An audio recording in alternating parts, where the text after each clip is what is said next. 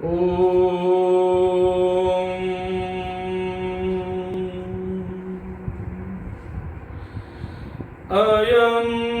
निजः परो वेति गणना लघुचेतसाम् उदारचरितानां तु वसुधैव कुटुम्बकम्।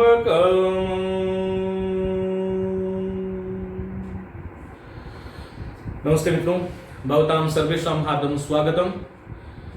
जो अभी हमने मंगलाचरण बोला, ये भारतीय संस्कृति का द्योतक बहुत ही महत्वपूर्ण श्लोक है। एक तो ये भी ध्यान रखिएगा कि आपके परीक्षाओं में अक्सर बहुत सारी परीक्षाओं में या महाविद्यालय स्तर के जो विद्यार्थी हैं उनसे व्याख्या पूछी जाती है या उसमें छंद पूछा जाता है। तो ये जो अभी मैंने बोला, अयम निजः परो वेति गणना लघुचेतसाम उदार चरितानाम तु वसुधैव कुटुम्बकम्, ये श्लोक जो है अनुष्टुप छंद है। और अनुष्टुप छंद के लक्षण, एक हम छंद पर बहुत शीघ्र ही आगे एक वीडियो बनाने वाला हूं मैं। श्लोके षष्ठम गुरु ऋजेयम सर्वत्र लघु पंचमम द्विचतुष्पादयोर रस्वम सप्तमम दीर्घम अन्ययो, इस प्रकार इसके लक्षण है। 8 वर्ण होते हैं। चलिए, तो ये जो था श्लोक, जो था ये मंत्र नहीं है, श्लोक है। तो देखिएगा, कहते हैं कि अयम निजः परो वेति, यह निज मेरा है, परो वेति ये दूसरे का है, गणना लघु चेतसाम, इस प्रकार की जो गणना है, ये मेरा है, ये पराया है, इस प्रकार की जो गणना है वो लघु चित्त वाले लोग किया करते हैं। उदार चरितानाम तु, उदार चरित्र वाले, उदार चरित्र वाले, उदार हृदय मन बुद्धि और अंतःकरण उदार जिनका होता है, उनकी मत में तो ये संपूर्ण सृष्टि जो है वसुधैव कुटुम्बकम्, वसुधैव बहुत लोकप्रिय शब्द है। वृद्धि संधि का उदाहरण है वसुधा धन एव, वसु मनी वसु को धा मनी धारणम करोति, जो वसु को धारण करती है, वसुम धारयति, यह सा वसुधा भूमि का वाचक है। पूरी वसुधा ही कुटुम्बकम, ये कुटुंब है। हम दो, हमारे दो की प्राकल्पना हमारी संस्कृति में कतई नहीं थी। चलिए, आज हम बात कर रहे हैं, इससे पहले की जो कक्षा थी मित्रों, हम उसमें स्वरों के वर्गीकरण की बात कर रहे थे। और ये जो कक्षा है भाग 3 थी और ये भाग 4 है, ये ध्यान रखिएगा। तो ये जो कक्षा है, इस कक्षा में हम स्वरों को आगे बढ़ा रहे हैं। लेकिन स्वरों का अब कालकृत भेद हमने पढ़ा था कि कालकृत भेद करने वाला सूत्र कौन सा है, तब आप सब लोगों को याद हो गया होगा, मुख नासिका वचनो अनुनासिक, ये सूत्र था जिसमें हमने ह्रस्व दीर्घ और प्लुत याद करो, जिसमें हमने मात्राओं की बात करी थी, एक मात्रिक, द्विमात्रिक, त्रिमात्रिक। अब हम जो है ना स्थानकृत भेद करते हैं। तो आपके लिए सूचना है ये विशेष, लिखिएगा मेरे साथ,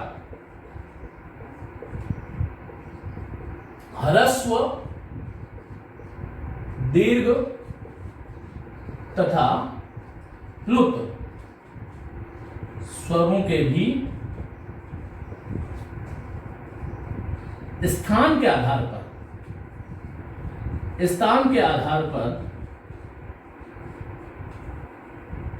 पर प्रत्येक के 3 भेद हो जाते हैं।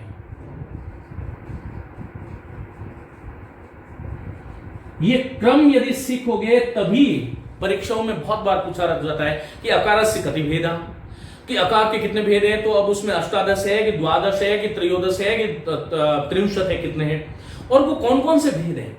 आप जीवन में एक बार पढ़ लो ना, क्या दिक्कत है। पूरे जीवन में यदि हमने 1-1.5 घंटा यदि स्वर को दे दिया और फिर हम बिल्कुल शेर की तरह घूमे, तो हमें क्या समस्या आने वाली है? मुझे नहीं लगता कोई समस्या आएगी। अब देखिएगा, हम स्वरों की दूसरी कक्षा ले रहे हैं, भाग 4, और इसमें हम बता रहे हैं अभी आपको जो है कालकृत भेद हो गया था, अब स्थानकृत भेद। तो पिछले वाली क्लास याद होगी तभी ये कक्षा आगे बढ़ाने का औचित्य, इसका कोई औचित्य नहीं, ये भी ध्यान रखिएगा। तो स्थानकृत भेद जो है उसको समझने के लिए मैंने यहां पर क्या विशेष लिखा कि हमने ये जान लिया कि प्रत्येक स्वर जो है उसके ह्रस्व दीर्घ और प्लुत भेद होते हैं और उसके स्थान पर। अब वो ध्यान रखना कि जैसे ह्रस्व किसका नहीं होता, तो ए ओ आई औ इन चारों का ह्रस्व नहीं होता। दीर्घ किसका नहीं होता, तो लृ का दीर्घ नहीं होता, है ना। तो ये ध्यान रखो। प्लुत जो है वो लृ का कुछ लोग प्लुत मानते हैं, कुछ लोग नहीं मानते। स्वरों के, इन स्वरों के भी स्थान के आधार पर स्थान के आधार पर प्रत्येक के 3-3 भेद हो जाते हैं। जो कुछ बड़ी परीक्षाओं की तैयारी कर रहे हैं वो ध्यान रखें, कई बार एक प्रश्न आता है कि स्वरेषु स्थानकृत भेदवाचकम सूत्रम अस्ति। स्थानकृत भेद करने वाला कौन सा सूत्र है? तो आप सभी लोगों ने सुना होगा उच्चैरोदात नीचैर अनुदात समाहार स्वरित। विद्यार्थियों ये जो भेद है 3-3 भेद हो जाते हैं, किसके? स्थान के आधार पर पुनः इनके 3 भेद हो जाते हैं। मैंने अभी ये आपसे पढ़ लिया, आपको बता दिया कि ये अ था, इसका अ तो ह्रस्व हो गया, ये आ जो था वो दीर्घ हो गया, और ये आ जो है वो प्लुत हो गया। ये ह्रस्व है, ये दीर्घ है, और ये क्या है? इसका प्लुत है। यहां तक आपको समझ में आया होगा। अब मैं आपसे यह कह रहा हूं कि ये जो ह्रस्व है, इस ह्रस्व के फिर 3 भेद हो जाएंगे। कौन कौन से? उदात्त, अनुदात्त और स्वरित। ये 3 भेद हो गए। और इसी प्रकार ये के ये भेद, इसके 3 भेद हो जाएंगे, और यही 3 भेद प्लुत के हो जाएंगे। तो ये 9 भेद हो गए। आगे हम और बात करेंगे नासिकाकृत भेद की। इसमें मैं आपको स्थानकृत भेद समझा रहा हूं। स्थानकृत भेद करने के 3 भेद होते हैं। तो पहला लिखिएगा, क लिखिएगा, और वो है उदात्त, उदात्त स्वर। और उदात्त स्वर को दर्शाने के लिए हमारे एक सूत्र है संस्कृत व्याकरण में, वो है उच्चैरुदात्तः।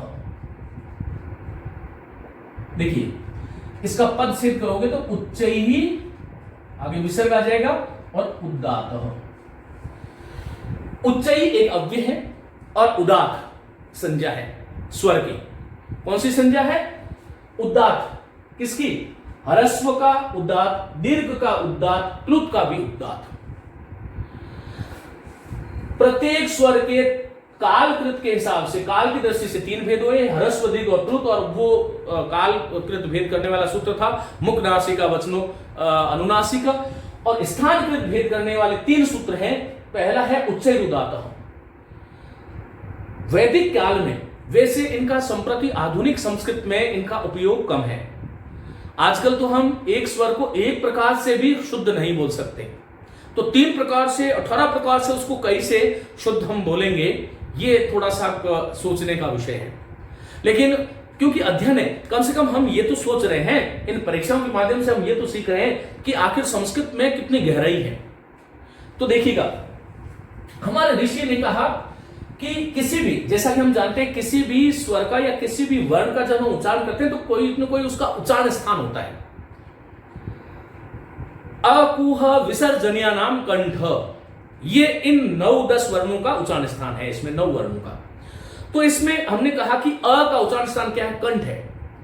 लेकिन वैदिक काल में ऐसा होता था कि उस कंठ वाले उच्चारण को भी और सूक्ष्म दृष्टि से देखते हुए हमारे ऋषि ने कहा कि तालु आदि सभागेषु, इसकी वृत्ति लिख रहा हूं। देखो ये सूत्र है कौन सा? उच्चैरुदात्त। अब विद्यार्थियों इसकी वृत्ति क्या है? जैसा कि मैंने आपको बताया था, प्रत्येक सूत्र पुरानी, मैं आगे से आगे बढ़ रहा हूं, पहले वाला भाग देखोगे, आगे वाला भाग समझ में आएगा। तो इसकी वृत्ति जो है, इसकी वृत्ति क्या है कि तालु आदिषु, ये देखिएगा, तालु आदिषु बहुत सरल है।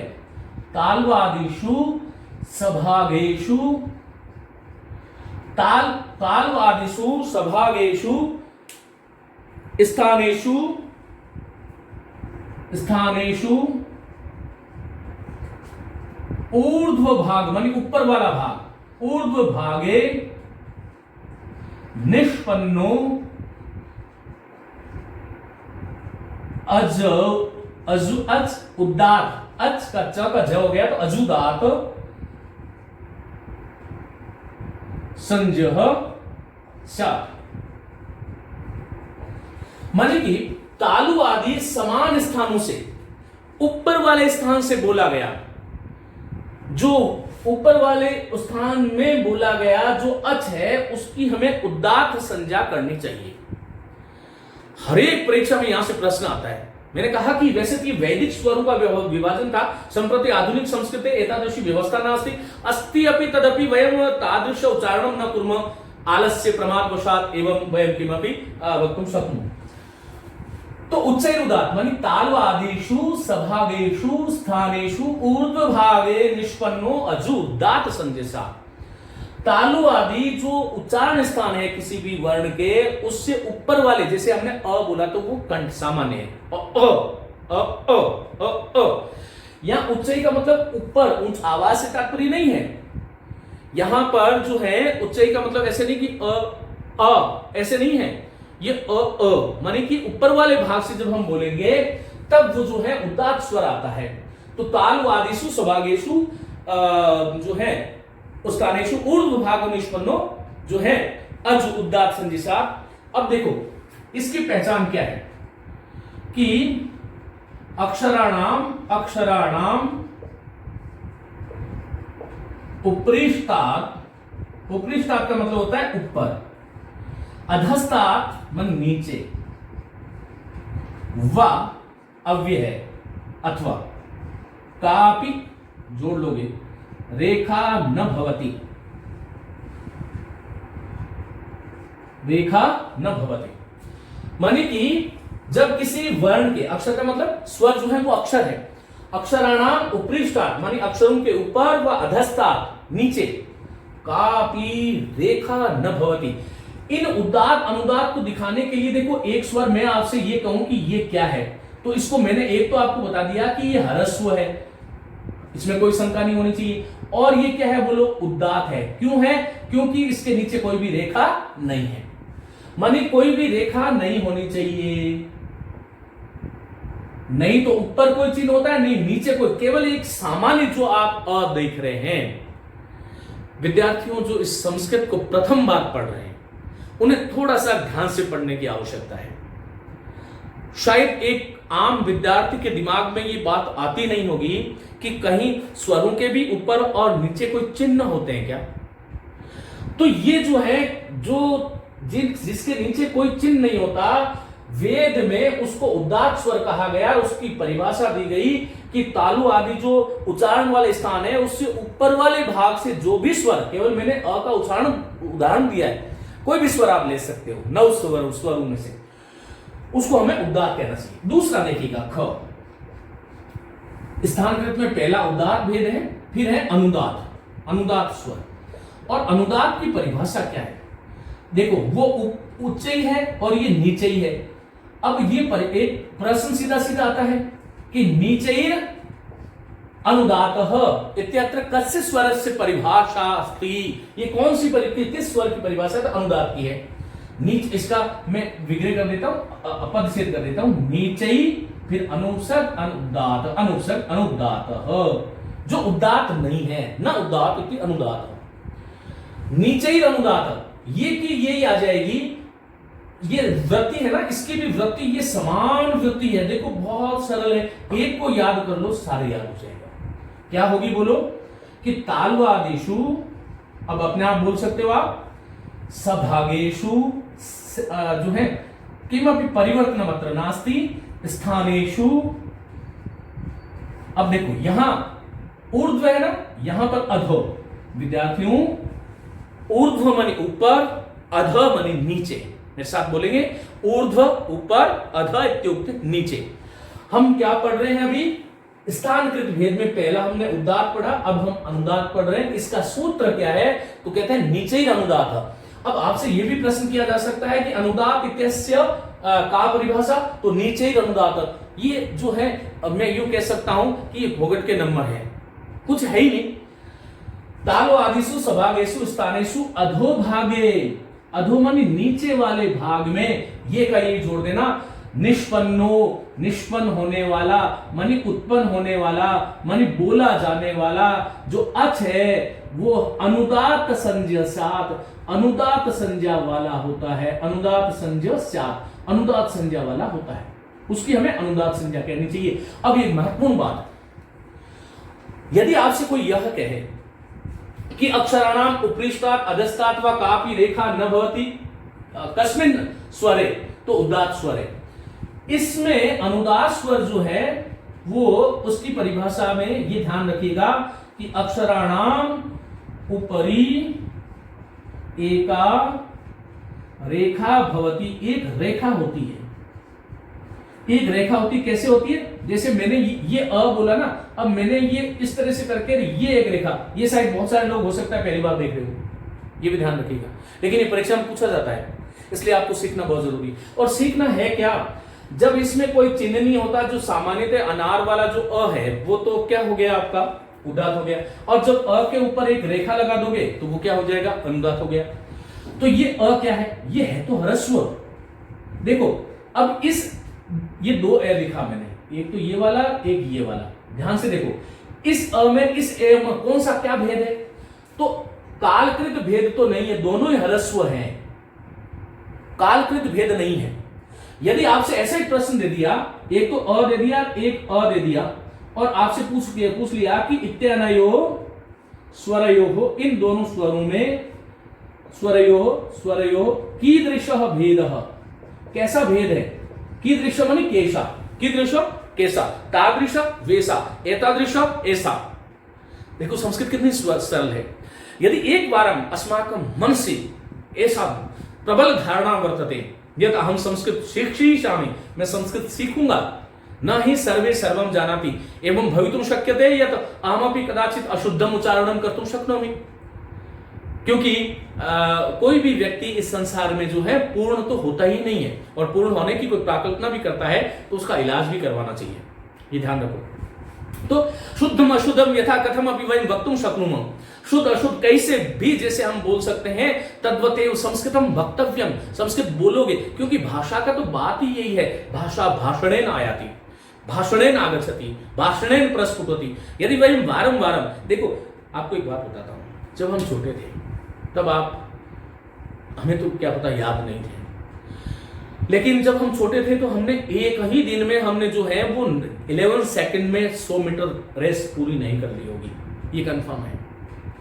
तो विद्यार्थियों, हमने पहले जो है, जब बालक कोई छोटा होता है पहले वो बैठना सीखता है, फिर वो जो खड़ा होना सीखता है, फिर वो 1000 बार पढ़ता है, लेकिन एक दिन जब वो निश्चय कर लेता है, क्योंकि हर व्यक्ति इस संसार में चलना चाहता है, और जब वो निश्चय कर लेता है तब वो निश्चित रूप से चल क्या दौड़ सकता है, वो फिर शेर की शक्ति से दौड़ सकता है, फर्राटे भर सकता है। इसी प्रकार हम जीवन में जब भी कोई काम करते हैं तो आरंभिक 90% काम जो है वो time take to 90%, time take to 90%। कितना परसेंट काम टाइम लेता है, 90%। कितना, आरंभिक 10% काम जीवन का 90% समय लेता है, और अंतिम जो 10% जो काम है, 90% जो काम है, वो 90% अंतिम जो काम है वो केवल 10% समय लेता है। बस यहीं पर हमारी समस्या है। यदि आप ये सोच लो कि मुझे ये काम करना ही है तो फिर आपको कोई रोकने वाला नहीं। लेकिन मैं आपको एक बात बता दूं कि दुनिया के 90% लोग केवल 10% काम में ही हार जाते हैं, इसीलिए हम कहते हैं कि 10% लोग सफल हैं। मेरा गांव ढानी में बैठा हुआ विद्यार्थी, या शहर या कहीं और बैठा हुआ विद्यार्थी, किसी भी स्टेट में बैठा हुआ विद्यार्थी, मैं आप लोगों से एक आग्रह करता हूं कि जीवन में जिसको आप लक्ष्य बनाते हो उसको पूरी शिद्दत के साथ आगे बढ़ाओ। यदि मैं कर सकता हूं तो आप लोग भी कर सकते हैं। अहम कर्तुम यदि शक्नोमि चेत् भवन्तः सर्वे अपि तत्कार्यं कर्तुं शक्नुवन्ति इति मम निश्चय अस्ति। तो चलिएगा, अब आपसे कोई पूछे कि ये दो वर्ण आगे, एक तो अ और एक इत्यादि स्वरों की दृश्य, तो देखो ये उच्चारण के मानी, अब हमने पहले क्या पढ़ा था, कालकृत, तो कालकृत के आधार पर तो यह अ भी क्या है, बोलो ह्रस्व है, कोई समस्या नहीं है, और यह अ भी क्या है, ह्रस्व है। लेकिन जो स्थानकृत भेद है, मानी तालु आदि जो स्थान है, उसमें ये वाला जो ए है, पहले वाला ये उदात्त है, और ऊपरी जो रेखा है वो क्या है, बोलो अनुदात्त है। मैं इस चीज को यहां पर समाप्त कर देता हूं। उम्मीद करता हूं ये आपको समझ में आ गया होगा। इस प्रकार ये कालकृत भेद नहीं है, इसमें स्थानकृत भेद है। इन दोनों अ में काल तो समान है, लेकिन स्थानकृत भेद है, ये हमें ध्यान रखना चाहिए। चलिए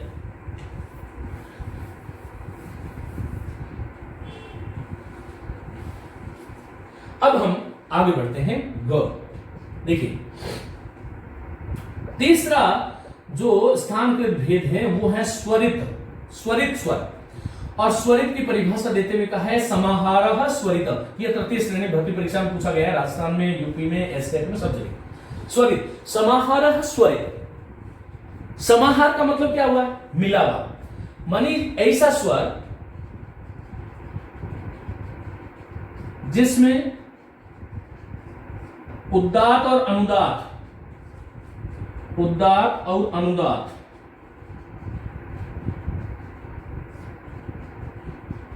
दोनों का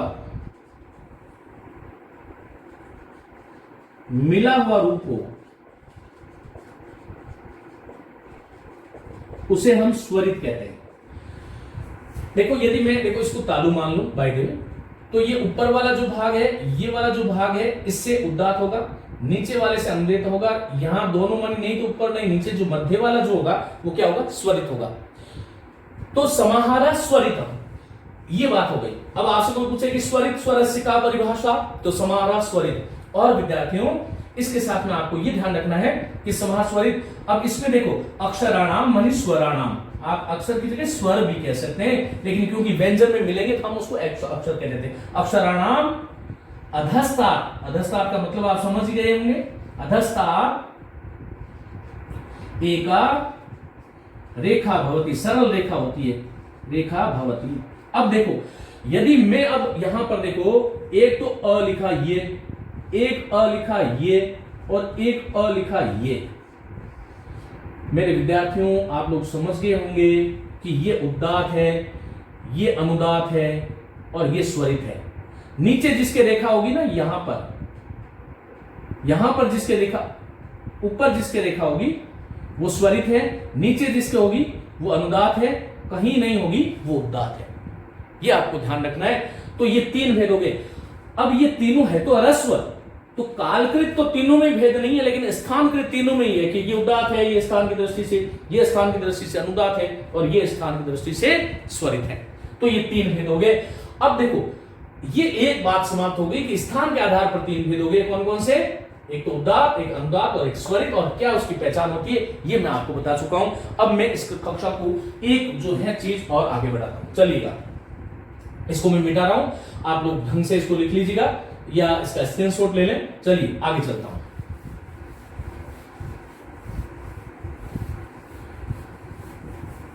मैंने इस टॉपिक को शुरू किया था कि भाई उदात्त ह्रस्व दीर्घ और प्लुत स्वरों के भी स्थान के आधार पर प्रत्येक के तीन तीन भेद होते हैं।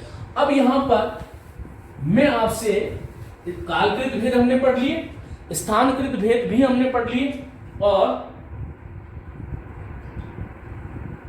अब जो है, अब हम आगे वाला जो भेद है वो है नासिकाकृत भेद। लिखिएगा नासिकाकृत भेद। नासिकाकृत भेद में ये विशेष यहीं से शुरू कर देता हूं मैं। उदात्त, अनुदात्त और स्वरित। यदि आपसे ये पूछे कि ये स्वरों के किस आधार पर भेद है, तो किसी को शंका नहीं होनी चाहिए, स्थान के आधार पर भेद। स्वरित स्वरों के भी पुनः दो दो भेद हो जाते हैं। अब आप सफलता के बिल्कुल नजदीक हैं, थोड़ा सा धैर्य बनाए रखिए, ये स्वरों की पूरी कहानी जो है उसका पटाक्षेप होने वाला है। अब देखो उदात्त, अनुदात्त और स्वरित स्थानकृत भेद जो था उनके भी दो दो भेद होते हैं। ह्रस्व दीर्घ और प्लुत के तीन तीन भेद होते हैं, उदात्त, अनुदात्त, स्वरित। और उदात्त, अनुदात्त, स्वरित के भी दो दो भेद होते हैं। और ये भेद किसके आधार पर है? नासिकाकृत। और ये नासिकाकृत जो है, ये भेद करने वाला सूत्र जो है वो कौन सा है? ये मैंने आपको बता चुका हूं, मुख नासिका, मुख नासिका वचनो अनुनासिकम।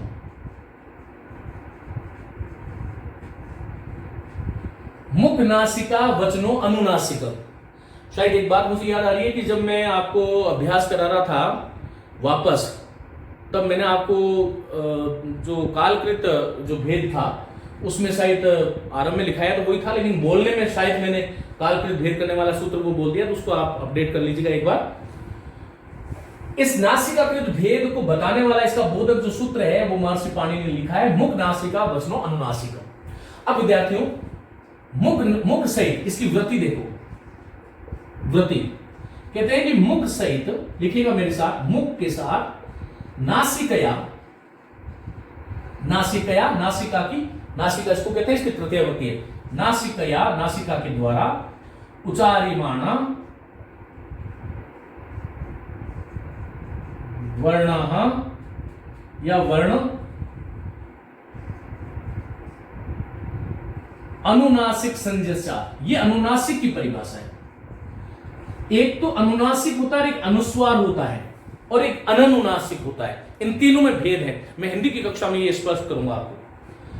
तो मुख सहित नासिका माने कि ऐसे स्वर वर्ण जिनको मुख तो बोलता ही है, लेकिन मुख सहित हम नासिका से बोलेंगे। मुख सहित नासिका से बोले जाने वाले जो वर्ण है उनको यदि आपसे कोई पूछे तो ये क्या है? अनुनासिक। देखो ये ध्यान रखना, जिन सूत्रों की मैं वृत्ति लिख रहा हूं वो किसी प्रयोजन से लिख रहा हूं, हर एक सूत्र की वृत्ति नहीं लिख रहा हूं। लेकिन ये प्रश्न आपसे पूछा जा सकता है, मुख सहित नासिकया उच्चार्यमाणा वर्णाः भवन्ति, क्या होते हैं? तो अनुनासिक होते हैं। मानी ऐसे वर्ण जिसका हम मुख के साथ में नासिका से उच्चारित करते हैं। और वो देखो क्या है, जैसे मैंने कहा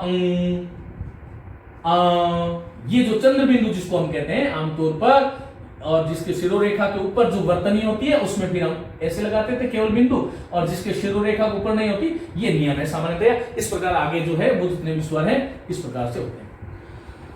और इसके आधार पर नासिका कृत भेद के आधार पर वर्णों के दो भेद, इन स्वर वर्णों के दो भेद हैं। एक तो है अनुनासिक, तो अनुनासिक का मैंने आपको बता ही दिया, मुख सहित नासिका से बोले जाने वाले, मुख और प्लस नासिका।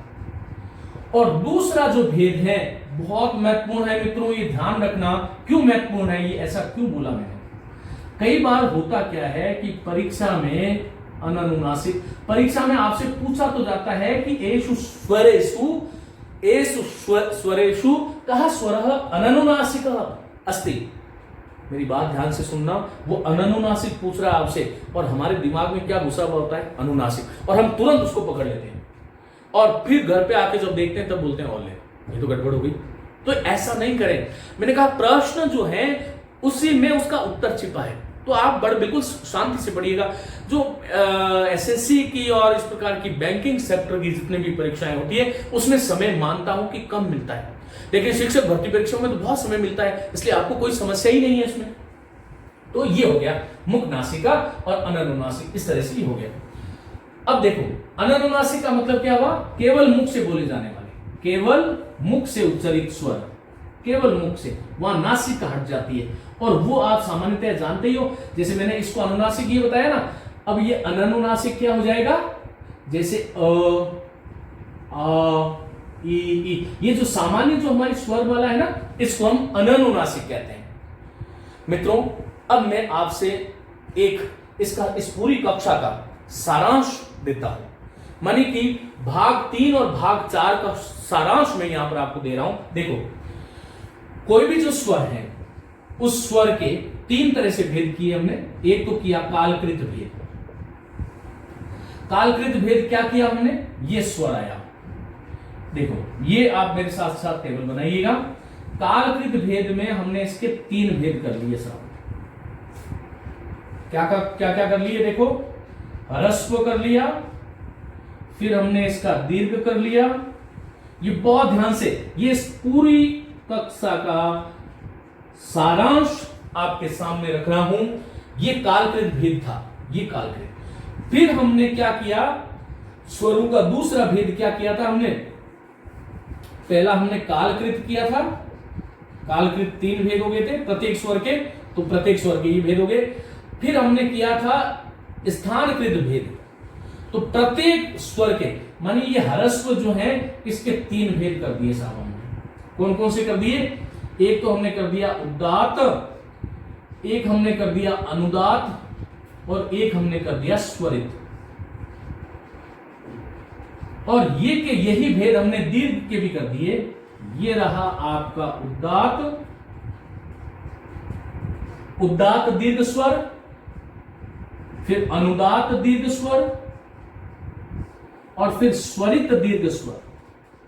और ये के यही हमने क्या भेद, किसके भेद कर दिए? क्लुप्त के भी यही भेद कर दिए विद्यार्थियों क्या कर दिया, उदात्त प्लुत, फिर अनुदात्त प्लुत, और फिर जो है वो स्वरित प्लुत।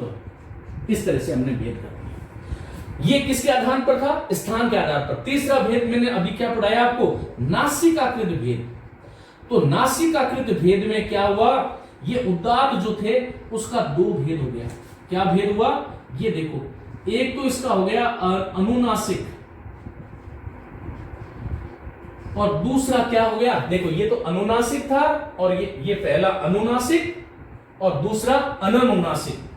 ये यदि आपने ढंग से समझ लिया तो मेरे शहरों कोई भी परीक्षा आप देना, आप गलत नहीं करोगे।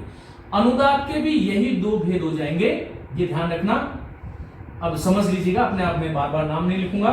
स्वरित के भी यही भेद हैं, फिर इसके भी यही भेद हैं दो, फिर इसके भी यही दो भेद हैं, फिर इसके भी यही दो भेद हैं, इसके भी यही दो भेद हैं।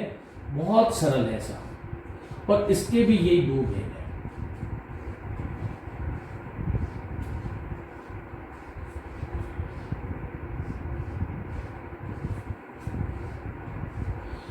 तो ये नीचे वाला यदि आपने गिनोगे तो 2, 4, 6, 8, 10, 12, 14, 16, 18। तो ये क्या हुए साहब कि 18 भेद हो गए। अब इस 18 भेद, किसके 18 भेद होते हैं? जैसे मैं एक उदाहरण ले लेता हूं, स्वर का, अस्वर का ले लेता हूं। देखो, ह्रस्व अ कैसा होता है आप जानते हो, ये ऐसा होता है। ये फिर क्या होगा बोलो, दीर्घ आ हो जाएगा। और प्लुत का क्या हो जाएगा, ये आ। मनी में एक अ जो है उसको 18 प्रकार से आपके सामने लिखूंगा। बहुत सरल है। जिन विद्यार्थियों ने इस कक्षा को बहुत ध्यान से सुना है, खाना बनाते या कुछ और काम करते, टीवी देखते सुना है, उनको कुछ समझ नहीं आएगा, बंद कर दीजिए। लेकिन जिन्होंने ध्यान से सुना है वो अपने आप मेरे बोलने से पहले ही बोल दोगे। फिर ये उदात्त आया साहब। उदात्त में क्या है, कोई रेखा नहीं होती है, तो हमने क्या लिखेंगे बोलो, अ लिख देंगे ऐसे। अनुदात्त में नीचे एक रेखा होती है, ऐसे लिख दिया। स्वरित में ऊपर रेखा होती है स्वर के, तो ऐसे लिख दिया। फिर यही इसी तरह से ये दीर्घ आ है तो आ, फिर आ, फिर क्या है आ। ये इस प्रकार के जो चिन्ह है ना, वो वेद में दिखाई देते हैं। आपने सूत्र सुना होगा, या देखिए जब जो वेद पाठी लोग हैं वो हाथों को जब बोलते हैं तब मंत्र को बोलते हैं तब ऐसे करते हैं। ओम अग्निम मीले पुरोहितम यज्ञस्य देवम ऋत्विजम होतारम रत्नधातमम। ये जो इस तरह से जो ये गुरुकुलीय जो व्यवस्था थी उसमें ये जो इस तरह इनके हाथों के साथ इसको दर्शाते थे। अब ये प्लुत में क्या आएगा देखो, आ, फिर ये आ के आगे 3, फिर ये नीचे रेखा, फिर ये आ के आगे 3, फिर ये ऊपर रेखा। बहुत सरल है देखो। फिर इसका अनुनासिक क्या हो जाएगा देखो, ये अ, और ये क्या हो जाएगा, उदात्त है ना, ये अ हो जाएगा अननुनासिक। फिर ये अनुदात्त में क्या होगा देखो, अ लेकिन नीचे, और फिर ये अ। फिर यहां पर स्वरित में क्या हो जाएगा, बहुत सरल है देखो, ये इस प्रकार से ऊपर आ जाएगा और ये केवल ऐसे हो जाएगा। इसी प्रकार से यहां पर क्या हो जाएगा, आ और जो है आ जाएगा, और फिर नहीं इस तरह से आएगा, उदात्त है ना, और फिर ये केवल आ। अनुदात्त में फिर ले लेते हैं, ये ऐसे करेंगे, नीचे रेखा लगा देंगे, ये ऐसे सामान्य रेखा। स्वरित में फिर आ लिखेंगे ऐसे, और ऐसे ऊपर रेखा कर देंगे, और यहां पर केवल आ लिखेंगे और ऊपर रेखा कर देंगे। उदात्त ये प्लुत का आ गया, तो ये देखो क्या होगा, आ, फिर 3 का चिन्ह, फिर ये ऊपर ये, और साइड में ये ऊपर जो है रेखा हो जाएगी स्वरित उदात्त है। अच्छा, यहां तो उदात्त की कोई रेखा ही नहीं होगी।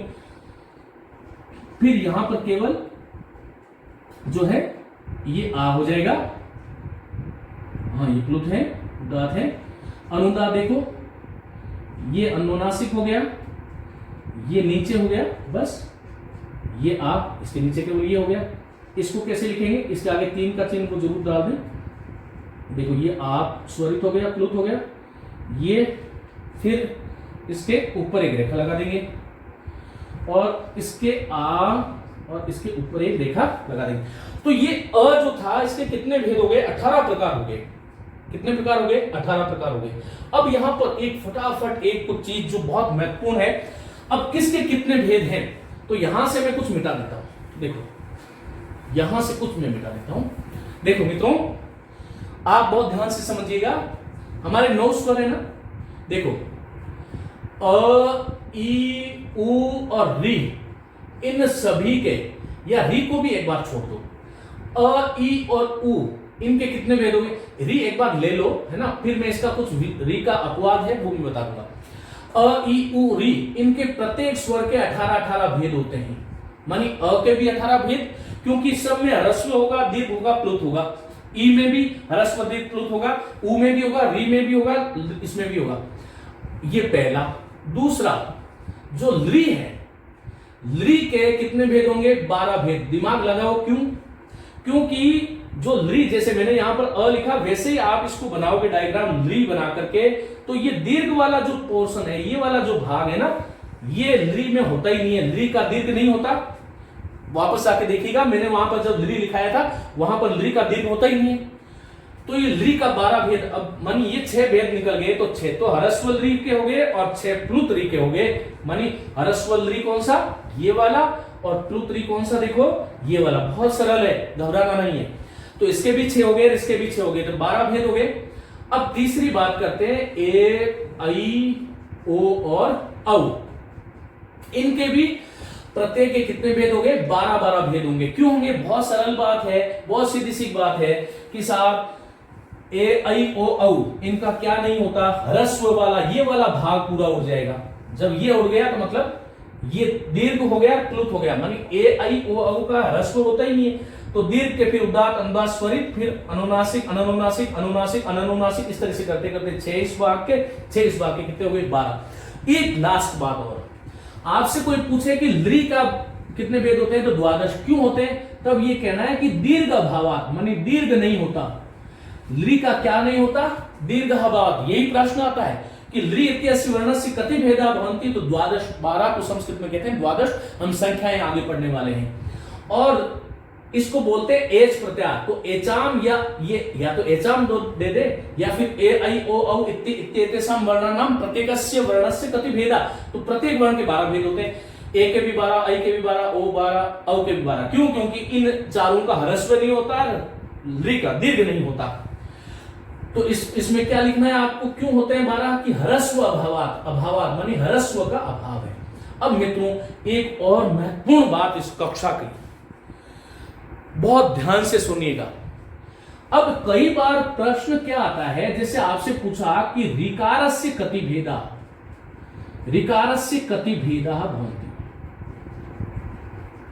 ये प्रश्न आपसे कर दिया कि ऋकारस्य कति भेदा, और वहां पर एक तो दे दिया 12, एक दे दिया 18, एक दे दिया 30, और एक कुछ 32 या कुछ ऐसा दे दिया।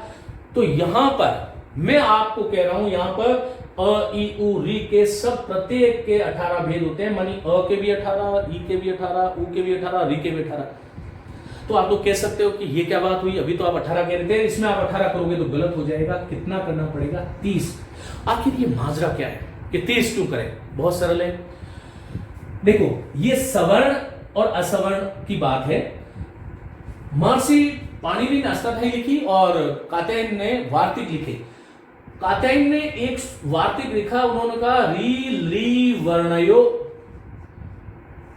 ली वर्णयो मिथ सावर्णम वाचम, सावर्णम वाचम, मानी री और ली वर्ण परस्पर, मिथा का मतलब होता है परस्पर क्या होना चाहिए? सावर्णम वाचम, मानी सवर्ण होना चाहिए। ये एक सूत्र आया कि री वर्णयो मिथा सावर्णम वाचम। अब ये ऋकार और ऋकार जो है वो परस्पर सवर्ण है, इसलिए री के खुद के 18 भेद और ली के 12 भेद, ये 18 और 12 जोड़ोगे तो कितना हो गया? 30 हो गया। तो ये हमें ध्यान रखना है कि ये 30 भेद हैं। इस प्रकार से हमें ये इस चीज का ध्यान रखना चाहिए कि यदि ये प्रश्न आ रहा है कि ऋकारस्य कति भेदः, कि ऋकार के कितने भेद हैं, तो फिर ऋकार के कितने भेद सामान्य पूछे, 30 नहीं हो तो 18 ही करना है। लेकिन यदि 30 के साथ में 18 के साथ में 30 भी आ रहा है तो फिर हम री और री को दोनों को भाई भाई मानते हैं। भाई भाइयों की जो संपत्ति होती है वो जुड़ करके काउंट होती है। इसलिए इसी प्रकार नृकार के खुद के तो 12 भेद हैं, लेकिन री के खुद 18 भेद हो गए। तो ली का यदि 12, जब 30 प्रश्न में नहीं हो उत्तर में, तब तो ली के भेद 12 करोगे।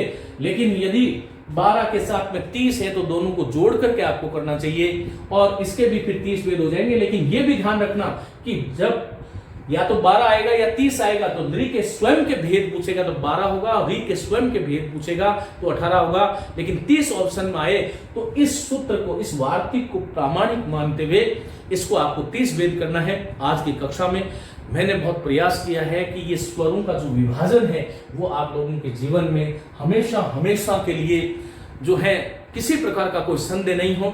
यदि फिर भी कोई संदेह आपको उत्पन्न हो रहा हो तो आप कमेंट में जाकर के नीचे आप मुझसे प्रश्न पूछ सकते हैं। मैं कोशिश ये भी करूंगा कि कुछ दिनों में इन कक्षाओं को मैं लाइव करूं, ताकि आप एक समय सारणी के अनुसार मेरे साथ जुड़ करके पढ़ें। मित्रों, आपका बहुत बहुत धन्यवाद। ये जो कक्षा थी थोड़ी गणितीय कक्षा है, और संस्कृत वैसे गणितीय ही है, उसको बार बार जितना आप अध्ययन करोगे उतना ही आपको समझ में आएगा। नमस्ते।